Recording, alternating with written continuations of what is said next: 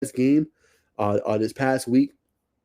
You know what I'm saying? And has to play better, right? Has to play better, in that, didn't have his best game, but definitely, you got weapons on the outside, and you got one of the better backs in Big 12 and LJ Martin, right? LJ Martin has been good so far this year. He's ranked fifth nationally in yards after contact. What does that mean for those that don't watch football? Yards after contact, when they get that initial push and that pressure, and they all up in you, all up on you. You know what I'm saying? Can you continue to run the ball at a high level?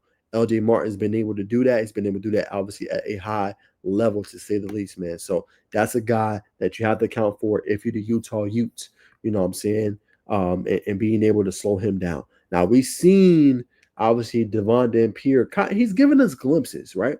We've seen him play at a high level. We've seen him struggle. We've seen him come up big last week when they played against Arizona State. He's giving you a little bit of everything, right? 71.5% completion percentage, you know what I'm saying?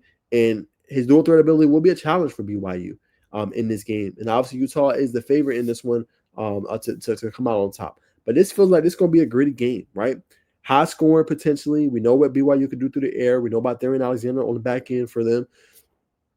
And we know how the defense has played this year, right? So, two really good teams, two teams that got really explosive offenses. Two obviously that's from Utah that is playing at a high level currently as it is right now. But this one is going to give the early state claim of who's going to battle or who's going to have the chance to match up against Texas Tech potentially, right? Because when you have two teams that have really good offenses, what defense is going to get the stop, right? That's what it comes down to. What defense is going to get the stop? Who's going to get the early turnover to tie the momentum, right? Who's going to be able to do that in this game?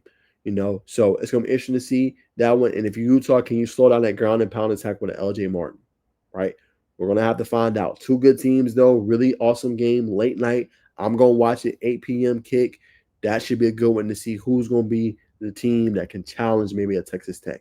I'm going BYU, though, at home. I believe in Bear Buckmeyer. That was a great pickup they got. Obviously, everything that's going on with obviously Retzlaff, he left to go to Tulane.